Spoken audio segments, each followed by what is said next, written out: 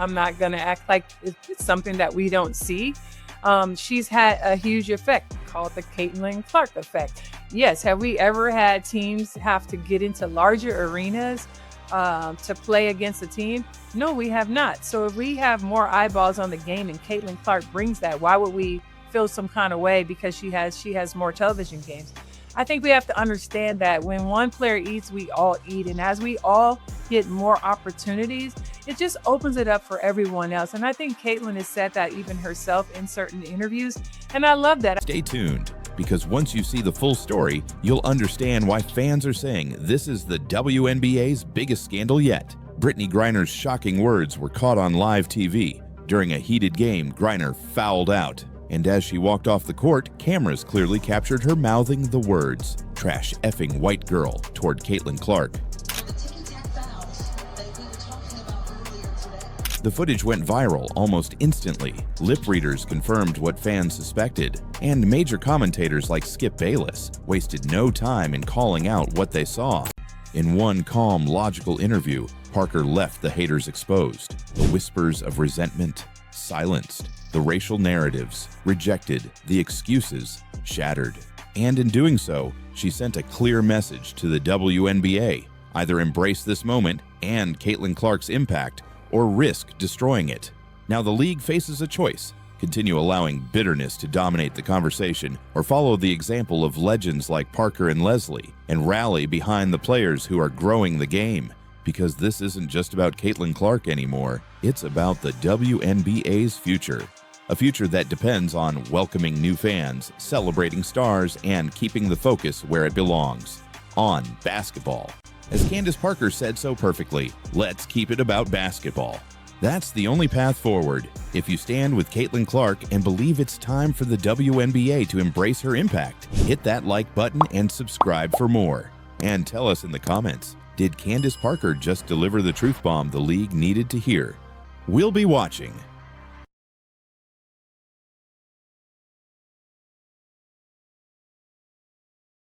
You know, it's so crazy to me because I'm asked so many times if I'm, resentful in any type of way for where the WNBA is right now. My job was to leave the game better than I came into it. You think Cheryl Miller is resentful for me that I had a league to play in? No, she's being the mentor that she is, and she's supporting and loving and sitting courtside cheering on Juju Watkins. And I'm doing the same for Caitlin Clark and all the women in the WNBA. With those words, Parker shattered the jealousy narrative. No excuses, no spin, just the truth that lifting up the next generation is how great leagues are built. Yet instead of embracing this success, the league seems determined to deny it. And worse, they've allowed a dangerous narrative to spiral out of control. The signs were there from day one, after Clark's sensational season opener against the Chicago Sky, a game that pulled in a staggering 2.7 million viewers, the most watched WNBA regular season game in 25 years. First in the league in fast break points. Clark connects, dishing, Smith hitting from three. Boston comes up with a rejection. What was the league's response? An investigation, not into the game, not into officiating, but into the fans, over alleged hate speech that, as the video points out, was based on nothing more than online rumors. Caitlin Clark has been targeted from day one. She's been elbowed, shoved, and mocked, not for dirty play, but simply for being great and being white. We've all seen the clips. Hard elbows on screens, opponents ramming into her on inbound passes. She's been relentlessly bullied on the court, all while keeping her composure and continuing to set rookie records. And the targeting hasn't stopped at physical play. Remember Angel Reese. After a previous clash with Clark, Reese reposted an image online mocking Clark as a white girl running from the fade, a clear reference to violence. Yet the players targeting her, physically, verbally, racially, are being protected by the very league she's helping to save. And let's be clear, this isn't just about trash talk anymore. It's about fairness. It's about integrity. And it's about whether women's sports will continue to be a space where biological women compete on a level playing field. Because if the WNBA won't protect its biggest star from this kind of abuse, what message does that send to every young girl watching? What message does it send to every female athlete who dreams of playing at the highest level? Here's the truth. Fans aren't going to stay silent anymore. The footage is out. The words are clear. The hypocrisy is obvious. And the league's attempt to sweep it under the rug is only adding fuel to the fire. The WNBA now stands at a crossroads. Brittney Griner's words have ignited a firestorm of controversy. Caitlin Clark's fans are furious. Neutral viewers are stunned. And the league's silence is making it all worse. The fact is simple. Caitlin Clark has done nothing but elevate women's basketball. She's broken viewership records. She's brought millions of new fans to the sport. She's the Rookie of the Year, a finalist in MVP voting, the face of the WNBA. But she wasn't done. Candace also called out the toxic race-driven narratives polluting the conversation around Clark. Let's keep it about basketball. That's the key. And when we do that, we can really grow the game. A direct challenge to those pushing culture wars over on-court excellence. You know, I think that rivalry is super important. I think conversation is super important. You know, I tuned in when Kevin Durant went back and played Russell Westbrook, and they bumped shoulders and everybody was tuned in. But I want to keep it within the lines of the game. And I think that's what's the most important. And think about it, Brittney Griner talking all that trash. We traded the merchant of death for your ass, and you're out there talking shit and saying racist shit on the freaking sideline, and it's disgusting. Okay, that's why nobody watches it, and they're watching it. Yet, despite all this, Griner remains protected by the league. Meanwhile, Caitlin Clark, the rookie single-handedly saving the WNBA's viewership, continues to be bullied, targeted, and now racially insulted without protection. Candace Parker just said what every Caitlin Clark fan has been screaming all season, and it left Caitlin's haters completely silenced on national TV. But what exactly did Candace say on ESPN, and why has this one interview sparked outrage, exposed deep jealousy in the WNBA, and forced the league to confront its biggest controversy yet? Stay tuned, because this was the truth bomb no one saw coming. Hi, I'm Caitlin Clark, guard for the Indiana Fever. Gets bumped, will take, and hit from 3. Instead of celebrating Clark's historic debut, the headlines were hijacked. Suddenly, the story wasn't about basketball. It was about controversy. And from there, it only got worse. As Clark continued to dominate on the court, online hate campaigns escalated. Disgusting conspiracy theories spread, including one accusing Clark of using her assistant coach's baby as a prop. Meanwhile, actual threats were made against Clark and her teammates, messages with bullseyes drawn on players' faces, and warnings of violence. And, through it all, silence. Not a word from the WNBA. No statement, no condemnation, no support. For a league that constantly touts its values of inclusion and safety, the hypocrisy was staggering. Extreme? Maybe. Disturbing? Definitely. But the real scandal is this: the WNBA refuses to address any of it.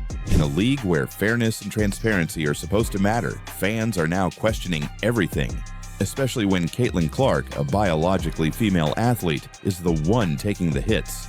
And if that wasn't enough to ignite outrage, many still remember Griner's past controversies. She was arrested in Russia for carrying cannabis, then freed in a controversial prisoner swap that traded a notorious arms dealer, the Merchant of Death, for her release. Commentators scrambled to excuse Griner's words. Some even claimed she said "whack call" instead. Now, I think it was my old friend Jamel Hill, used to work with her at ESPN. I believe Jamel said Griner actually said fucking whack call, and that could be the case. I'm not a lip reader. But it sure looks to me like the last word is girl, not call. But the footage doesn't lie. Lip readers, fans, and even sports media personalities confirmed what they saw. Trash effing white girl. And here's where things get even more explosive. Fans see it, the media sees it, and the silence from WNBA leadership is deafening. Neutral fans who tuned in to watch Clark are now watching her get abused, with no consequences for the players involved. And the hypocrisy couldn't be clearer. If a white player said effing black girl, Skip Bayless warned again, it would be a career ender. So why is it okay to racially target Caitlin Clark, but a complete scandal if the reverse happened?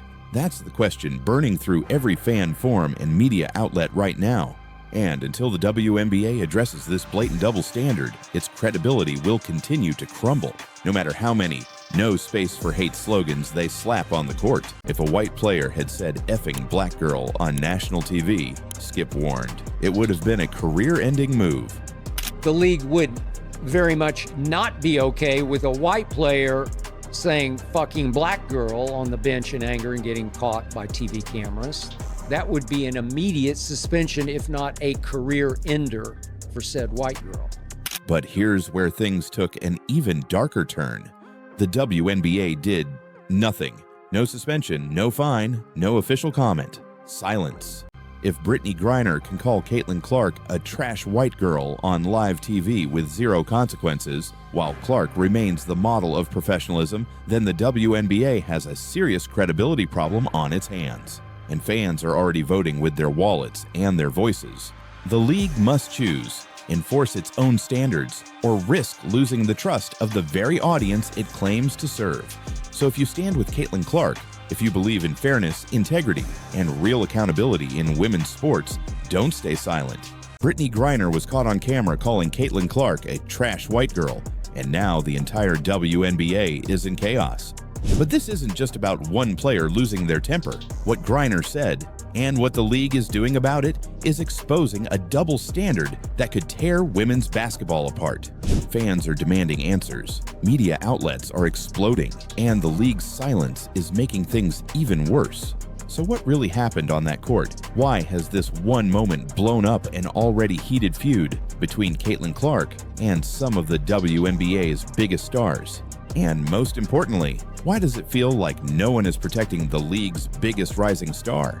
Stay tuned, because once you see the full story, you'll understand why fans are saying this is the WNBA's biggest scandal yet. Other players have struck Clark in the face, shoved her after plays, and even celebrated it.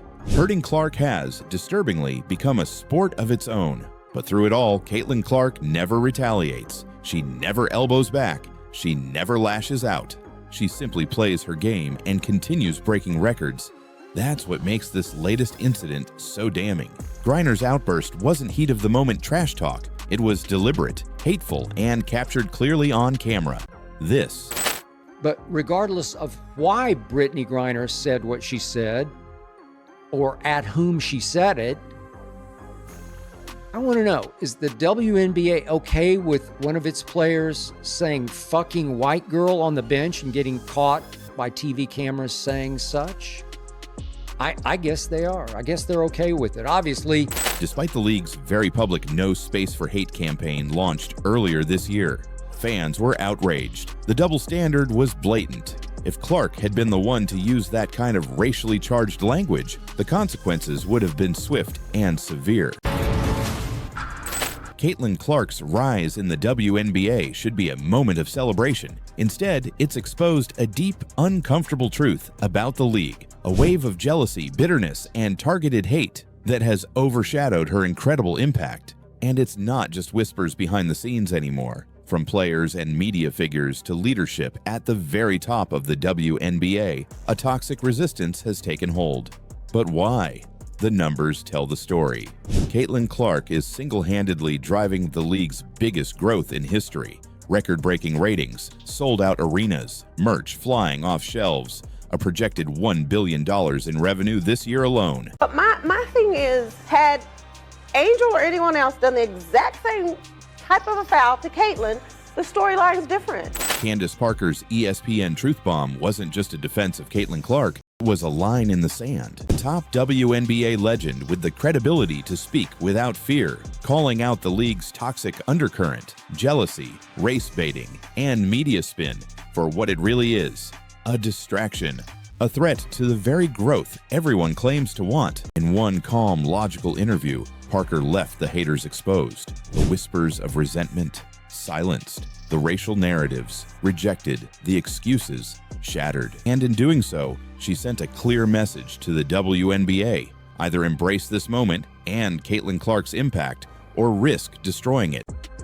And so now that I'm really starting to look into this, I'm like, God, not only is this real, but you've got media members that actually do try to hold the WNBA like to some kind of responsibility. They're talking about there's no room for hate, this and that and the other one, and you got a player that's blatantly advocating for violence against far and away your most popular player. No action was taken. Hit that like button, subscribe, and drop a comment below to let the world know you see exactly what's happening. Because the only way this double standard ends is if the fans demand it. And we'll be right here, keeping the spotlight on every step of this story. And I think Caitlin Clark has done that even in her first year in terms of, you know, being able to be that floor general. Her and Aaliyah Boston's connection has really improved. And I think the thing about Caitlin, yes, she can shoot from the logo, but she makes her team better. I love that she's not the player who's like, it's all about her. It's not. She's giving love and homage to those of us that have come before her. She shares the wealth with her teammates, and she doesn't have to do that. So I just don't, you know, again, I don't know what the big deal is about the fact that Caitlin is getting a lot of love. She deserves that, and she's helped change this game just as a lot of other players have. But it is what it is. Simple, logical, unarguable. And then came Stephen A. Smith, one of the few mainstream voices willing to say what so many in the WNBA won't. Addressing players upset about Clark's TV exposure, he drew the perfect comparison. Michael Jordan wasn't yet winning championships, but his popularity was so astronomical that the NBA marketed everything around him. Why is that an issue when we've seen this work before? This is so funny how all this stuff works out, right? She says, this is from Brittney. Every time we play her, there's this commotion, like this loud rumbling from the stands. Turns out it's people, thousands of them, just sitting there, watching on purpose. It's very disruptive. It's called the freaking game that they pay you money to play. Don't play the game. It's very disruptive. It continues. Brittney Griner voiced frustration in a recent interview, claiming that Caitlin Clark is ruining what used to make the WNBA great. Yet the WNBA, which rushed to investigate fans after unverified claims of racism toward Angel Reese, is now turning a blind eye when racism comes from a player. Fans took this as yet another sign that something wasn't adding up. Add to that Griner's deep voice, bone structure, and on-court physical dominance, and fans began openly questioning whether Griner has been competing with an unfair advantage. An anonymous viral post even alleged that Griner was never transgender, but a biological male, raised female on paper, due to a decision by her mother. Like, look, she's not a girl, and she literally grabbed my chest and patted me like that. I was like, look, no titties. And I was so embarrassed.